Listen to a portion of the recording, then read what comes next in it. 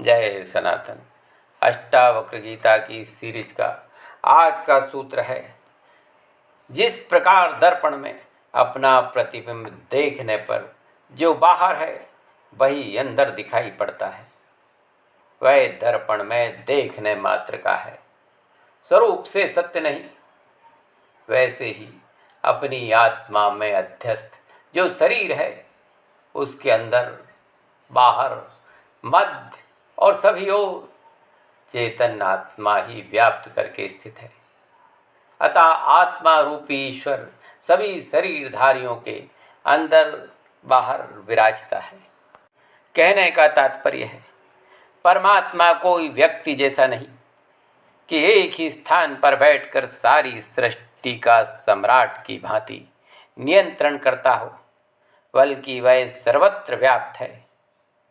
सृष्टि का कोई कण ऐसा नहीं जिसमें इसकी उपस्थिति ना हो।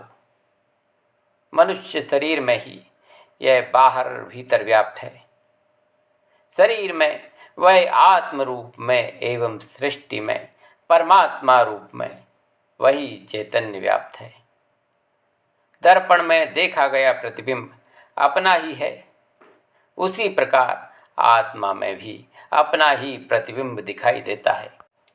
अष्टावक्र जी आगे कहते हैं, एकम सर्वगतम व्योम बहिरंतर यथा घटे, नित्यम निरंतरम ब्रह्म सर्वभूत गणो तथा।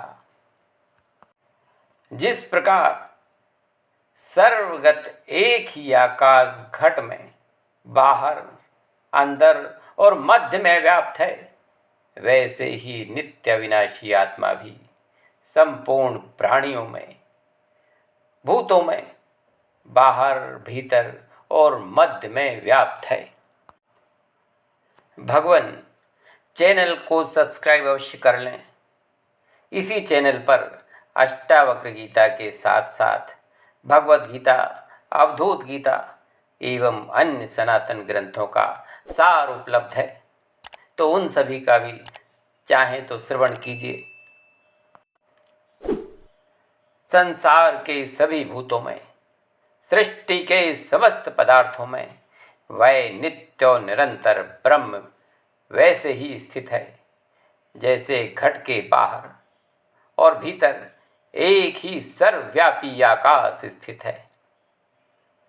जिस प्रकार शरीर के भीतर और बाहर आकाश है एवं दोनों आकाश में भेद नहीं, उसी प्रकार भीतर व बाहर एक ही ब्रह्म व्याप्त है।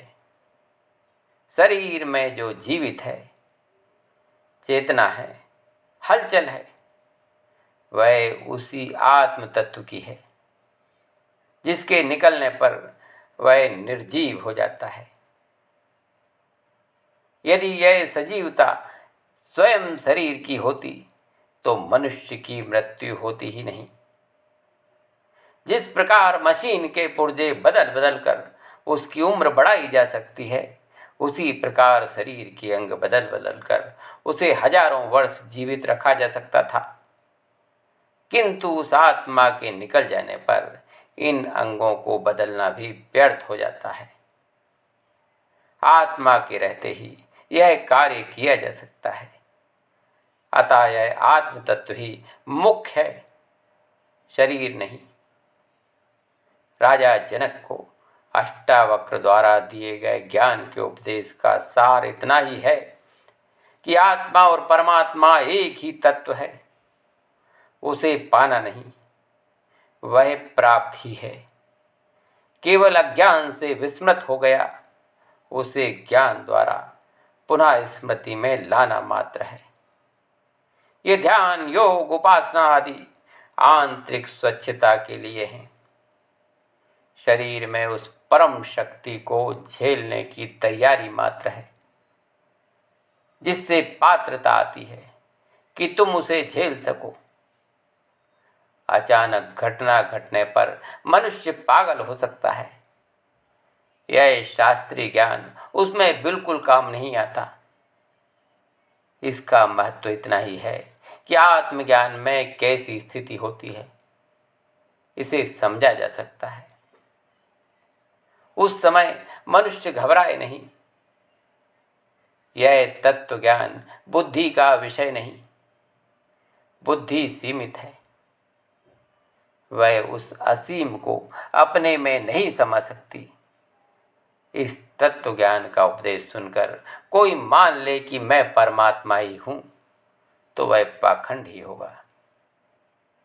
जब भीतर से सब कुछ छूट जाता है तब मिलता है, बाह्य पदार्थों को छोड़ने से भी नहीं मिलता। यह ज्ञान ऐसा है जैसे स्वप्न टूटने पर ही ज्ञात होता है कि यह असत्य था, मिथ्या था। इसी प्रकार आत्मज्ञान के बाद ही संसार संबंधी सारी मान्यताएं, धारणाएं गिर जाती हैं, इससे पहले नहीं। इससे पहले संसार सत्य प्रतीत होता है और आत्मा असत्य। जीवन में भी साक्षी भाव रखने पर भ्रांति मिट जाती है। अष्टावक्र इसलिए निष्ठा की बात कहते हैं, समाधि को बंधन मानते हैं। यह उपदेश इतना सारगर्भित है कि जनक को सुनते सुनते ही आत्मबोध हो गया, स्वस्वरूप का ज्ञान हो गया। इसका कारण था उनकी पात्रता पूर्ण थी। पात्रता नहीं होती तो इसका कोई प्रभाव नहीं होता। सारी देरी पात्रता प्राप्त करने में ही होती है, उसके बाद प्राप्ति में देरी नहीं होती। क्षण भर में घटना घट जाती है। भगवान, घटना जितनी महत्वपूर्ण है उतनी ही रहस्यमय भी है। किसी को सुनते सुनते ही आत्मज्ञान हो गया। आत्मज्ञान कोई प्रक्रिया नहीं बल्कि घटना है, जो पात्रता होने पर किसी भी समय कहीं भी घट सकती है। ज्ञान प्राप्ति के लिए विभिन्न निष्ठाएं हैं। योग क्रिया पर जोर देता है, तंत्र समर्पण पर, किंतु सांख्य केवल बौद्ध की बात करता है। सांख्य की मान्यता है कि आत्मा कहीं खोई नहीं, वह तो उपलब्धि है, उसे पाना नहीं, वह प्राप्त ही है, केवल विस्मृत हो गई है, उसे स्मृति में लाना है। इसके लिए केवल बोध ही पर्याप्त है, और कुछ करना नहीं। करने से अहंकार बढ़ता है, वही बाधा बन जाता है। अष्टावक्र कहते हैं कि क्रिया मात्र बंधन है, अक्रिया ही मार्ग है। कुछ ना करके अपने को खाली मात्र कर देना ही मार्ग है। कुछ ना करके अपने को खाली मात्र कर देना ही भरने की विधि है। बुद्ध ने 6 वर्ष तक खूब किया तो कुछ ना मिला। अंत में सब कुछ छोड़कर निरंजना नदी के किनारे लेट गए और शून्य की स्थिति में पहुंचे, तो उसी क्षण उन्हें बुद्धत्व प्राप्त हो गया। शंकराचार्य कहते हैं, मोक्ष ना योग से सिद्ध होता है, ना सांख्य से, न कर्मों से, न विद्या से। वह केवल ब्रह्म और आत्मा की एकता के ज्ञान से प्राप्त होता है, और किसी प्रकार से नहीं। जय कृष्णमूर्ति का सारा उपदेश सांख्य का है, अक्रिया का, केवल विचार का। करके संसार को प्राप्त किया जा सकता है, किंतु परमात्मा के लिए हम केवल स्थान मात्र बना दें, यही पर्याप्त है। किंतु यह सांख्य हर व्यक्ति के लिए उपयुक्त नहीं।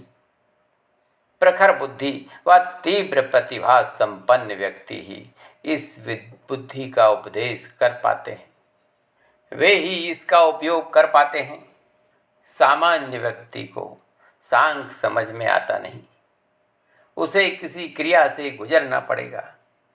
भक्त हृदय के लिए प्रेम मार्ग है, वहाँ योग, हठयोग, सांख्य काम नहीं करेगा। भिन्न भिन्न स्तर के व्यक्तियों के लिए भिन्न भिन्न मार्ग हैं। जनक में बोध ग्रहण करने की पात्रता थी, इसलिए अष्टावक्र का प्रभाव हो गया, अन्यथा असंभव था। कुछ भी कारण रहा हो, सांख्य पर दिया गया ऐसा अनूठा उपदेश आज तक नहीं दिया गया। अष्टावक्र जैसे गुरु एवं जनक जैसा शिष्य खोजना संभव है। आज पहला प्रकरण पूर्ण हुआ, जिसमें जनक ने काफ़ी कुछ सीख लिया। अगले प्रकरण में जनक आत्मज्ञान होने पर उसके प्रभाव का वर्णन करेंगे। तो मिलते हैं अगले प्रकरण में। जय सनातन।